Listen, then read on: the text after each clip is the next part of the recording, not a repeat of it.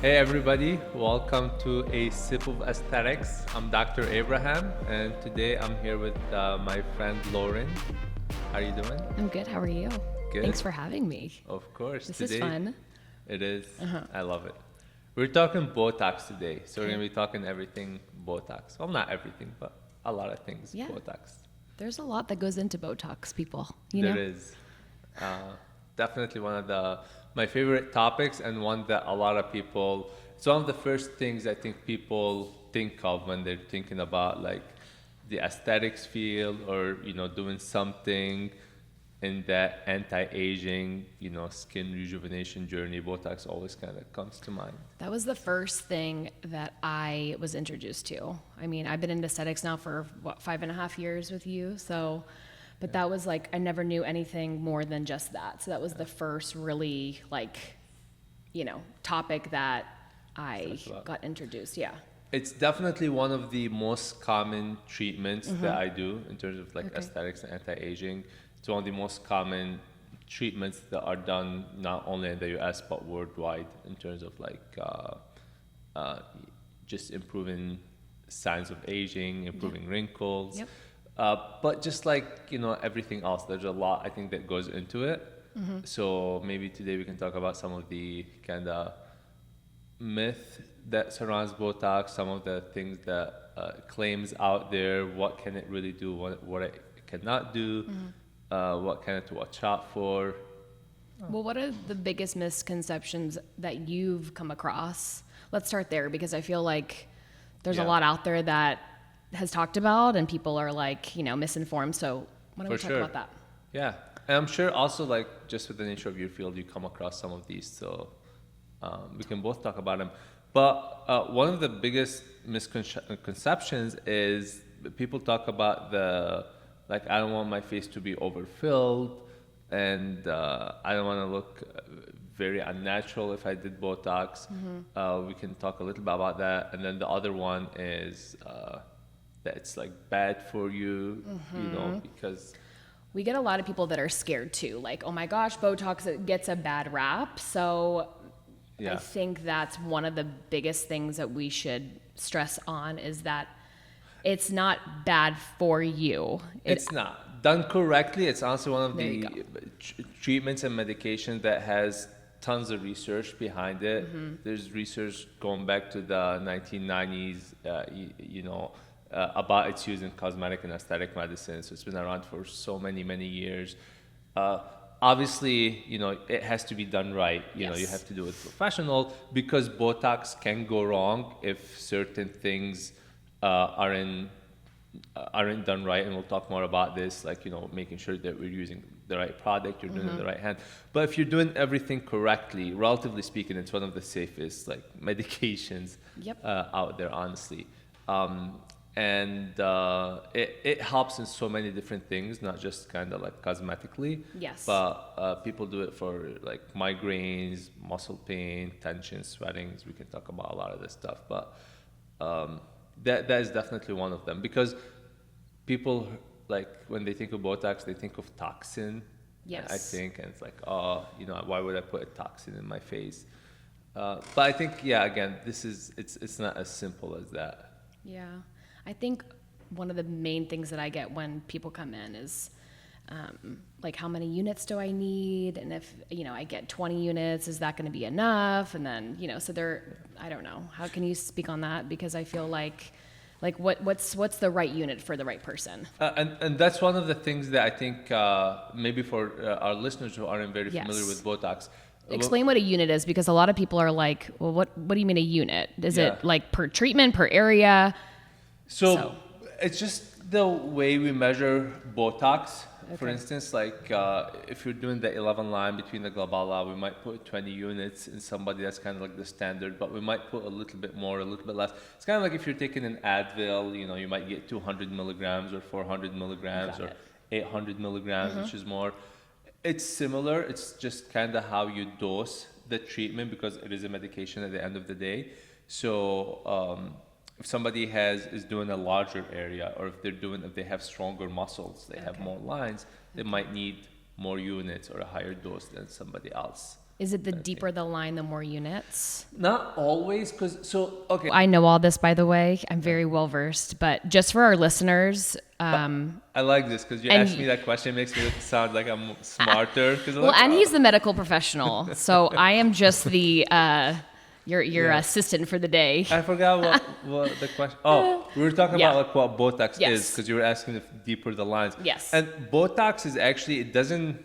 In a way, it's not treating the line itself. What Okay. it's doing is it's relaxing the muscles Got that it. cause the Yes. wrinkles in the lines. So the reason this is important is because when we're dosing Botox, we're actually looking at how strong the muscle is. Yep. And if somebody like has a really deep line because they just waited for so long to get Botox, it's not always, oh, if you give them more, the line is going to go away.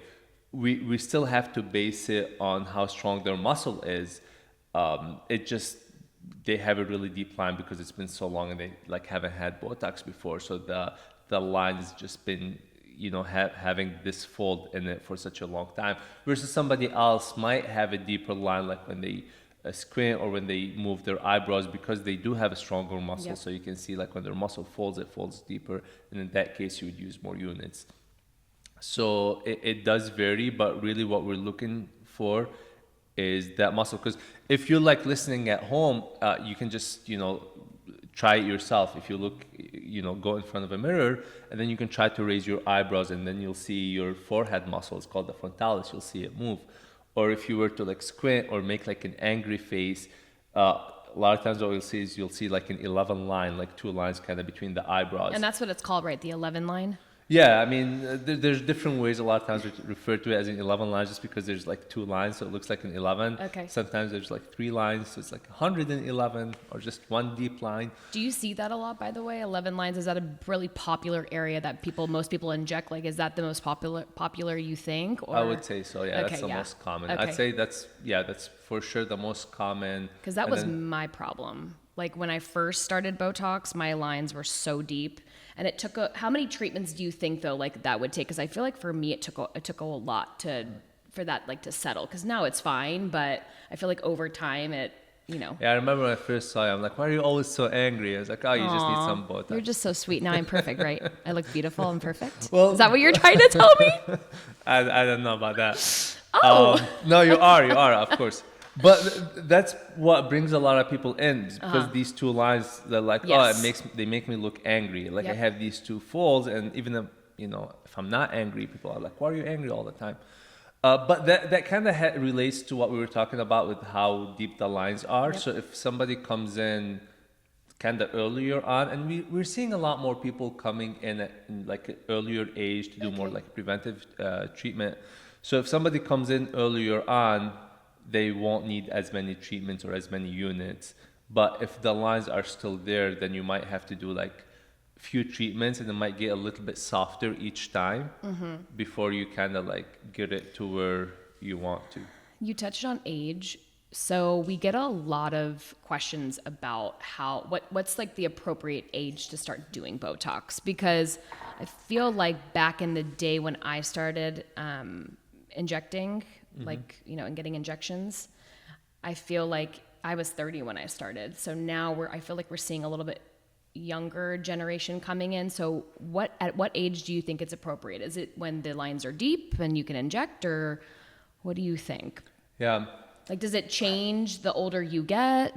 Okay, like Yeah. let's say a 22-year-old comes in and she's already starting to see tons of, lines. Sure. You're fine. Yeah, why Okay. not? You can definitely do it. If somebody comes, like, because it's not the age as much as it's the lines and the Okay. wrinkles. Okay. And, with or without Botox, you'll see people are going to age differently. There's some Yeah. people who are in their 40s, 50s, and they're genetically so blessed that they don't have any lines and their skin looks great and they've never Yeah. had to do anything. A lot of people, they'll start earlier. The rest Okay. of us, we will have lines by that time. Sure.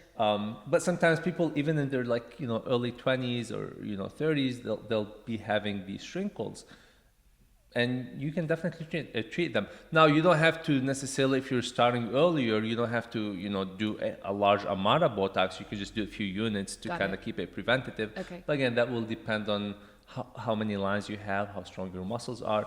But overall, I'm definitely pro starting like earlier on before the lines are deep, because Yes. then you can stay ahead makes of them. sense. Once you have the deeper lines, it just becomes much harder to treat. Now, when we talk about deep lines, sometimes Botox won't help that, right? So they'll have to go into a filler, or can you talk a little bit about Yeah. that? Because a lot of people do call up and say, my lines are so deep. I've tried Botox 5, 6 times. It doesn't help. Sure. Do you recommend then going, because I know that area is super dangerous, isn't it? Well, not for Botox, but sometimes if you For start filler, doing yes. fillers and Okay. things like that, Okay. you know, they could be riskier treatments. Got it. And sometimes you have to go to these treatments. Again, they still can be relatively safe if done appropriately, but there's more risk, which is why you want to start earlier, because Okay. if you Wait, then if you- the lines become deeper, and and then you have a to little go bit- for more aggressive Okay. treatments. But yeah, I mean, we're still talking kind of about specifically about the 11 line Yeah. between the eyebrows. Botox, like when we inject the Botox, we're not injecting it in the line. And a lot of times, people when they're first trying, they're like, you know, how many units are you gonna inject in this line or that line?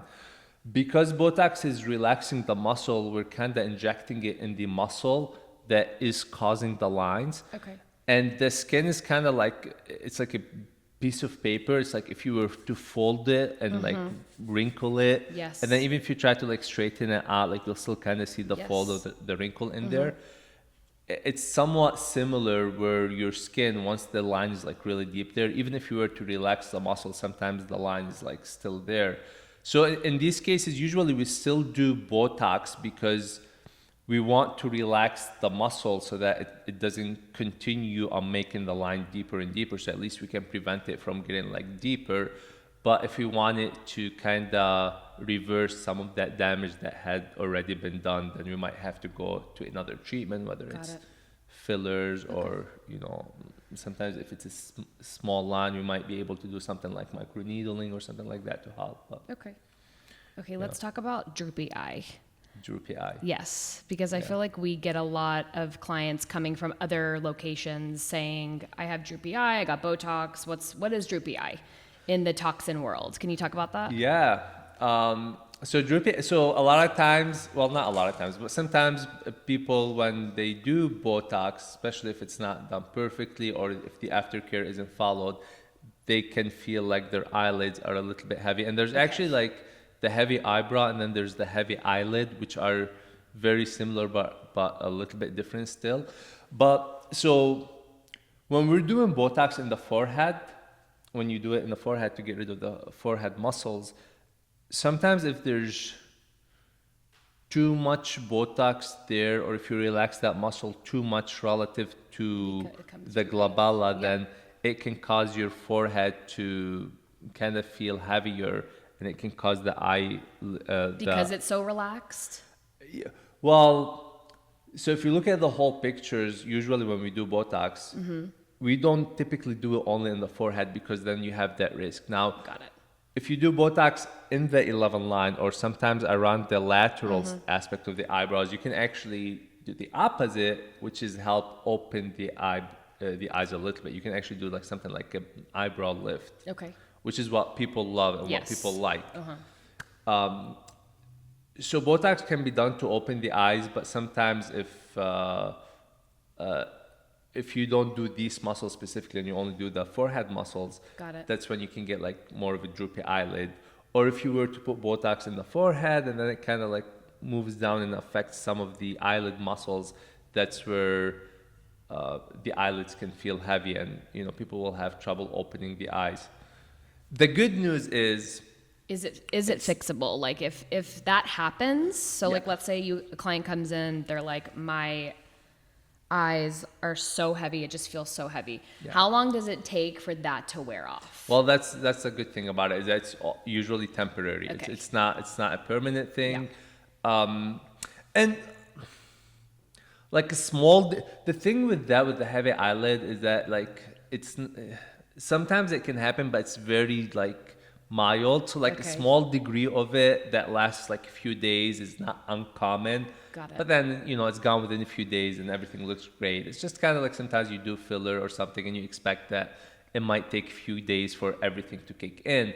It's just when in severe cases, it can take weeks or even months before it resolves. Now, every time I've seen it, it always resolves on its own, but also to have kind of like really heavy eyebrows for like, 2 months or 3 months is not a fun experience for sure. But again, if following the aftercare, doing it correctly, you really like limit the chances of that happening, and you actually can do like almost the opposite, which is open up the eyebrows, make your eyes more open, more.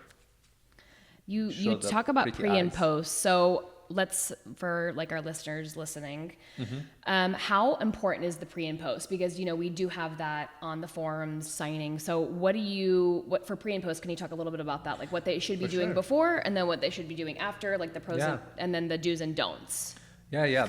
So that is good. So if you are, getting your first Botox, or you're thinking about it, or if you've had it before, some of the things we tell our clients to do before, you want to avoid certain medications just because they make you more prone to bruising and when swelling. You say medications like Advil, like what are you? Exactly. See, you know that stuff. You're just pretending like you don't know to make me sound smart. I see. I like that. I was just testing you, but you passed, so good job. Perfect. Yeah, Advil is definitely one of them. Aspirin, Aleve, blood thinners in general. Okay. Now, with that being said, the problem with these is that they make you more prone to bruising. So they're not like complete contraindication. You want to avoid them if you can. Okay.